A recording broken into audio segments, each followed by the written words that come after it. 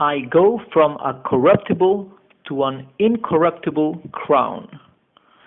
By King Charles I, speech on the scaffold, 30th of January 1649. On the 30th of January 1649, Charles I, King of England, Scotland, and Ireland, having been found guilty of high treason and other high crimes, ascended the scaffold outside the banqueting house in Whitehall, London, to face the executioner's axe. This act of a regicide, which much of Europe regarded with horror, concluded a reign that had torn the kingdom apart in civil war since 1642. His death would also mean a temporary end to that kingdom, for Britain then entered the uncharted waters of 11 years of government without a monarch. Charles I's reign encountered problems from the start. His marriage to a French Catholic princess, Henrietta Maria, was unpopular with the more rigorously Protestant of his subjects, and he was soon at odds with a largely Puritan parliament over money. Charles adhered to a belief in the divine right of kings, that they answered to God for their actions, not to their subjects. He regarded Parliament as using its leverage over royal finance to coerce him into granting it greater influence over his policies and the makeup of his government. A struggle developed in which each side considered that the other was encroaching on its rights and freedoms.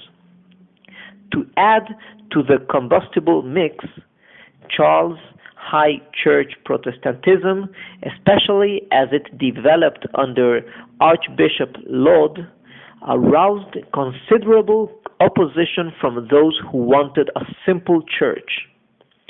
In 1629, Charles dissolved Parliament and ruled without it for 11 years, attempting to raise money by other means.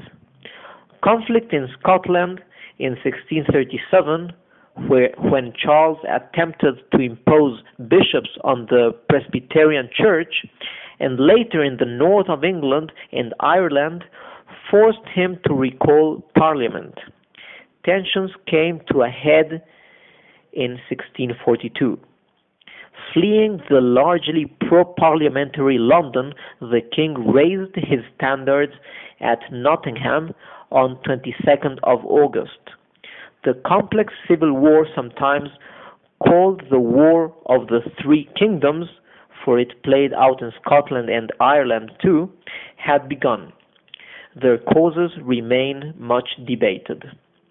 Although Charles was brave, sincere, deeply religious, a loyal husband and father, and a great patron of the arts, he was also reserved, inflexible, politically deceitful, overconfident, and a poor strategist.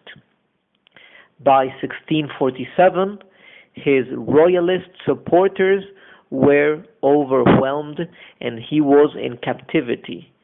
It appeared as though negotiations with Parliament might proceed by divisions within Parliament and between Parliament and the army complicated the situation.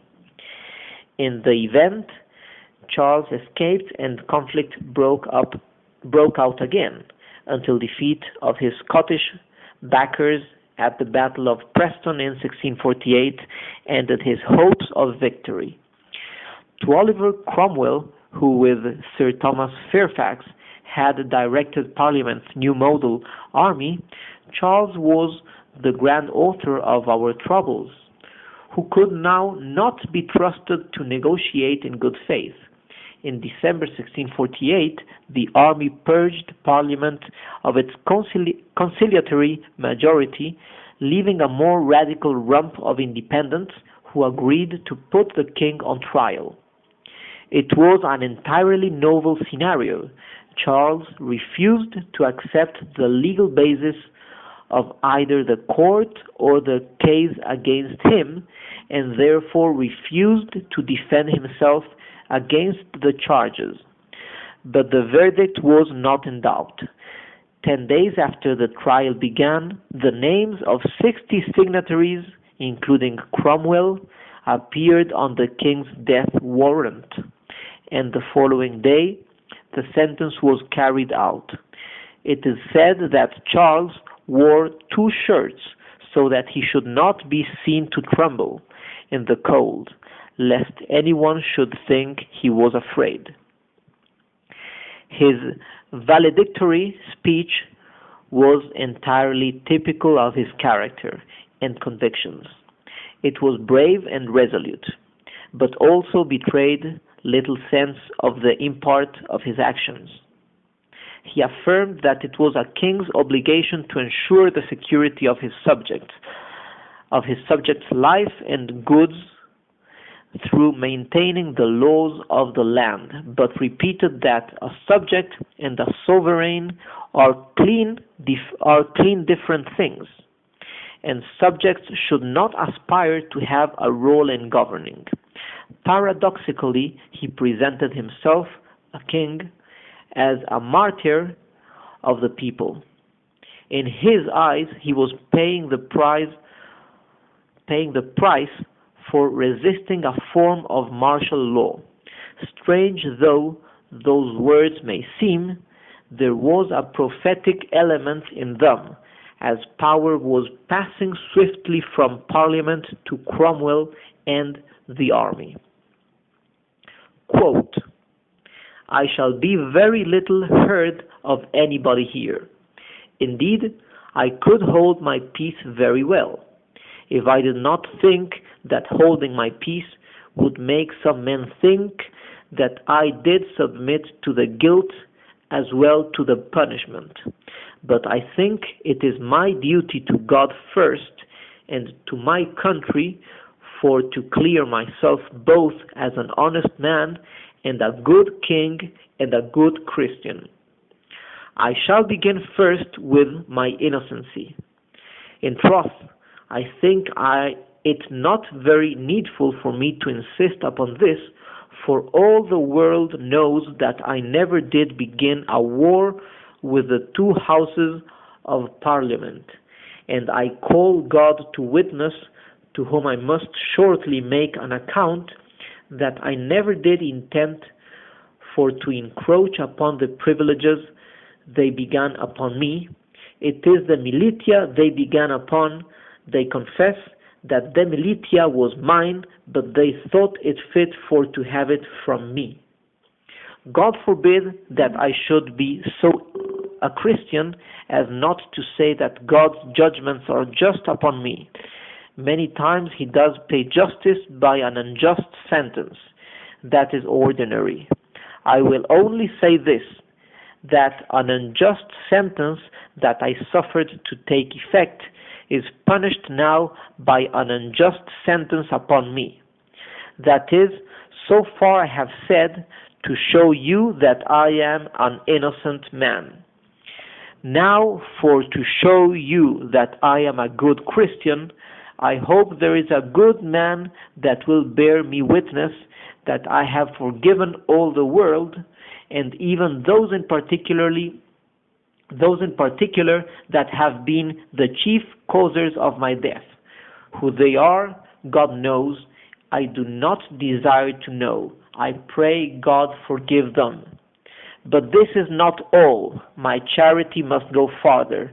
I wish that they may repent, for indeed they have committed a great sin in that particular. I pray God with Saint Stephen that this be not laid to their charge. Nay, not only so, but that they may take the right way to the peace of the kingdom.